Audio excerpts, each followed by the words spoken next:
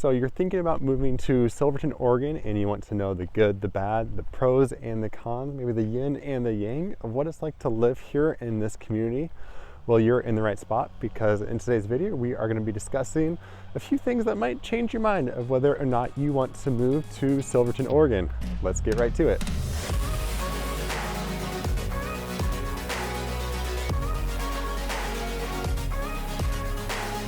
Well, if you're new to the channel and you want to know everything there is to know about living in Silverton, Oregon and the Salem, Oregon area, then be sure to hit that subscribe button and notification bell so you can be the first to learn about the current market in the area. My name is Ryan, and I get calls, texts, and emails all the time from people just like you who are thinking about moving to the Willamette Valley. So whether you need to move in a day, a week, a month, or a year, feel free to give me a call, text, or email. I'd be happy to help you make a smooth move to Salem, Oregon. Well, we are going to jump right into the topic today, which is Silverton, Oregon, and I have a few topics prepared that we're just going to discuss. And there really are some good and some bad things about living here in Silverton. I know people that have lived here over the years that have loved it, and people that have not really liked the area and have moved on. So definitely bringing in all their perspectives today hopefully helps you make that final decision whether or not this area is right for you. And then just so you know what you're looking at in the background, we are in Abiqua Heights, which is one of the nicest HOAs here in Silverton. And this is the Abiqua Heights Park off here to my left. And that's just, I like to walk around here so you guys get a feel of what these neighborhoods look like. And again, one of the really nice neighborhoods here in Silverton. Well, to get started on the topics, first we're going to talk about the location of Silverton. And this is really the geography of the Willamette Valley. We are just 11 to 13 miles east of Salem, depending on where you measure from. And it really takes about 20 minutes to get here. And Silverton is pushed up against the edge of the Cascade foothills, which is kind of inconvenient at times because there's not a lot of roads going through and around Silverton.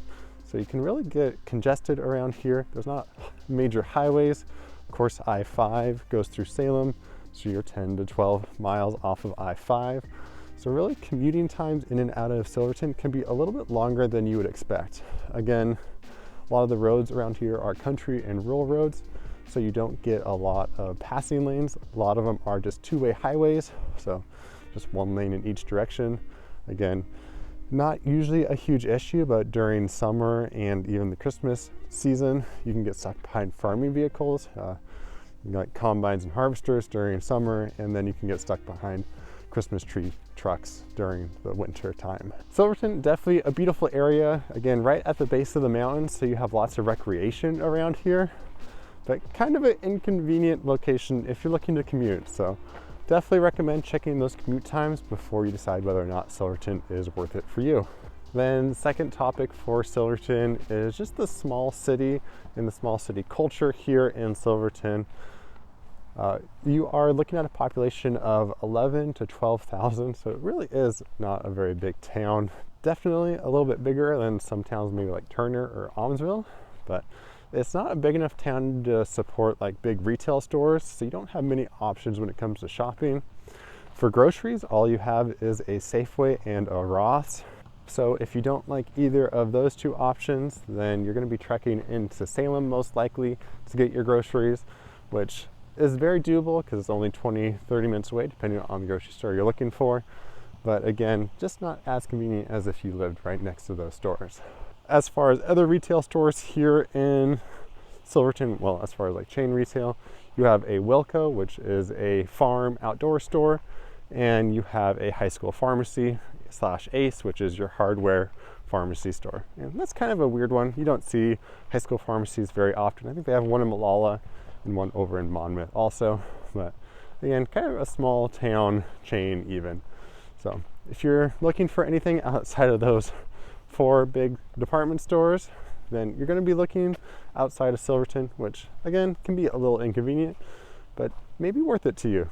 Well, Silverton, obviously small city, has a lot of nice small city community events going around. They have the Homer Davenport Days, and then they have First Fridays. I talk about that a little bit more in my vlog video of Silverton, Oregon, so click on the link there to go check that one out. But again, nice community, has some good community events, really kind of one of those communities where everybody knows everybody. I mean, with 12,000 people, obviously you don't know everybody, but it kind of has that feel, which is good and kind of bad. I've known people that have lived here in Silverton and hated it, and people that have loved it. And a lot of that is kind of because of the HOA feel of Silverton. Like we mentioned earlier, we are in the Abiqua Heights, which is an actual HOA, but you also have just the rest of Silverton, which isn't in an actual homeowners association, but sometimes it can have the feel of a homeowners association. So sometimes it can feel like you are living in an HOA when you are in Silverton, even when you're not in one of the official HOA areas. And that's just because Silverton is kind of a upscale area, and so they're really strict on what they expect of homeowners to keep their houses in upkeep for landscaping, especially in the front yards. And there's also some very outspoken neighborhoods or some outspoken residents here. So if you're on one of their walking routes, they might complain about you, and the city will give you notices of any violations that you have. I knew someone that used to live in Silverton. They've moved out since, not necessarily because of this, just they wanted a bigger property, but they got a notice for some weeds in their front yard. And they didn't really have weeds, they just had some wildflowers that hadn't bloomed yet. So they kind of looked like weeds, but they were going to bloom eventually. So it was kind of a weird situation where someone complained and they got a notice and had to write the notice. Otherwise, the city was going to have a landscaper come out and right the problem at their expense. So I know people that have lived here in Silverton for years and have never had an issue like that. And like that individual, they lived here for, I believe, 4 years and had that happen once. So you could live here for years and never have an instance like that. But just want to make you aware that it can happen. Just so you are aware of it. Well, the next topic is going to be politics. Now, I don't talk about this topic just because I believe everyone needs to be able to have a house that they love to live in. And it doesn't really matter to me where you lie on the scale. I'd be happy to help you either way. But since Silverton's a little bit of an anomaly, I decided to just chat about it briefly, just so you are aware. So usually when you are leaving a bigger city, moving to a smaller city, you expect to go slightly more conservative, just because more rural, more farmers, you tend to get more of a conservative view. But that is the opposite case when you're leaving Salem to go to Silverton. So Silverton is actually quite a bit more liberal than Salem is. Again, not a good or a bad thing. If you want something to compare it to, I really put Silverton kind of between Portland and Salem. Don't really know exactly where in that range they go, but again, Silverton kind of averages out Silverton and Salem when it comes to politics. So again, some people don't like that fact and they want to move to a smaller city to get a slightly more conservative feel, and some people love Silverton because they like that more liberal outlook and they want to maintain it but have kind of a slower paced life in a smaller city. If politics or the city regulations are of concern of you and you're thinking of moving to Silverton, I would definitely recommend checking out the Silverton Connections Facebook group. It is a private group, so they don't let everyone in, but if you're moving to the area or thinking about moving to the area, you should be able to get into that group. But again, a great spot to check out what the locals are saying and what a lot of those more outspoken locals are saying to see whether or not it's a community you want to join. Well, our next topic here is the weather. Now, I'm not going to talk about the weather a lot because I'm actually making another video all about the weather, so you can go a little bit more in depth in it there. I'll link it here once it comes out, but if you're watching it right away, it'll be a little bit. I really want to talk about the exceptions in the weather up here in Silverton. Of course, I wanted to film this video on a nice sunny day so you can maybe see some backgrounds, but we are fogged in. Now that's not just Silverton, Oregon weather, that is kind of the valley weather. Just ended up in a cloud today. Now Silverton usually follows the valley weather fairly closely, but every once in a while you do get a little bit more fog in this area just because you're on the base of this foothill, so it's kind of forming here, and maybe the rest of the valley is out of the cloud already. So expect maybe a few more cloudy days, but the main thing that is different between Silverton and the rest of the valley is going to be that severe cold weather in the winter. Now, it's not like you're going to get down to the teens or anything. It's just Silverton's up a little higher in elevation, especially if you're out of that main part, into the residential areas on the hills, then you should be expecting just a little bit more, maybe snow, or maybe a little bit of ice, some black ice on the roads, just because, again, you're above that freezing point, on that elevation level, so you're just going to see it a little bit more often than the valley. Now, this isn't like you're going to see it all the time. Like here in Abiqua Heights, you're not that much higher, so I wouldn't really expect it that much. But if you're looking at those maybe residential areas that are a ways out of Silverton, up in the hills, then you could definitely see snow quite a bit more often than the valley floor. Again, I want to say it's not like you're going to be living in snow all winter, but you might see snow 1 or 2 times more than the rest of the Willamette Valley. Now the next one is an interesting topic, and it's the Silverton Reservoir. And of course, it's a great place to go kayaking, paddleboarding, fishing. Usually those ones in the summer, and then fishing kind of year round, and there's a nice hiking trail there. Definitely a favorite spot for locals and people in the Salem area to come hang out for the day. But on the more serious note, the Silverton Reservoir Dam is considered a high hazard dam. Now, this isn't because it is failing or there's anything wrong with it. It's just because it's only 2 miles away from downtown Silverton. So there are a lot of residential areas and commercial areas very close to the dam, so they give it the high hazard rating. And the high hazard rating simply means that if there was a failure of the dam, it would most likely result in a loss of life.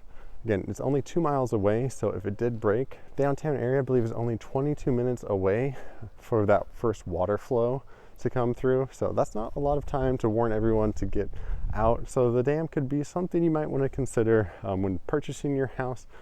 I definitely know some people that have stayed out of those danger areas when purchasing in Silverton, specifically because of the dam. And then some people just don't care. And they're like, yeah, it'll never break, it's fine. We'll buy something. We'll buy the perfect house if we find it, even if it's in that flood zone. The dam is inspected, I believe, every year since it's in that high hazard category.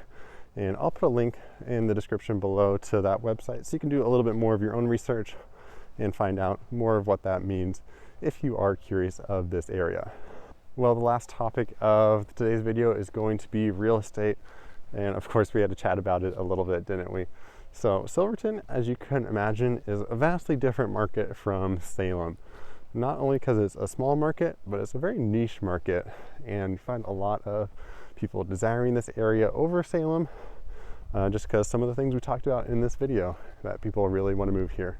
And just since Salem is the biggest local market and one of the markets I know best, that's what we're going to be comparing Silverton to today.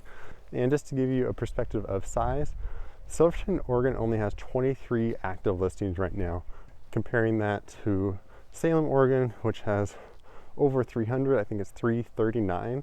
So a vastly different market, vastly different sizes of market. So as you can imagine, there's just not much available in Silverton. So if you have a specific need or want, it can take a really long time to find it here in the area, just because properties don't go for sale all that often in Silverton. And just kind of push that point a little bit farther. In all of 2023, there are only 139 so far that have sold. There's a few weeks left, but not much.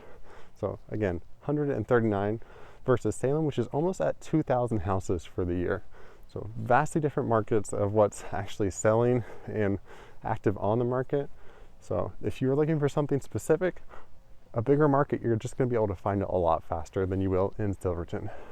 And then one of the really big downfalls of living in Silverton, if just the size of the market isn't enough, is going to be the price difference of Silverton. The average price of a house in Salem is right around $420 to maybe $440, depending on the time of the year, versus here in Silverton, it's actually above $500. I think it's $538,000 right now as we're filming the video, which is a vast difference over, I think that's a $118,000 difference in your average home sales price. And a lot of that is because there's not a lot of starter homes in Silverton. They're all kind of those nicer houses, those bigger homes on the hillside.